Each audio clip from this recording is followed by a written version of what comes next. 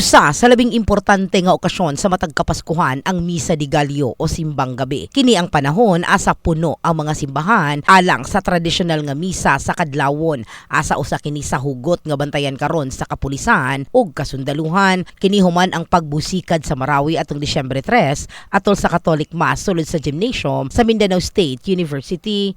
Because of that incident, so we intensified our checkpoint operations, also yung ating patrolling within the city. Sa pagsugod sa Simbang Gabi, mag-full alert status na ang General Santos City Police Office. Mao gina atong main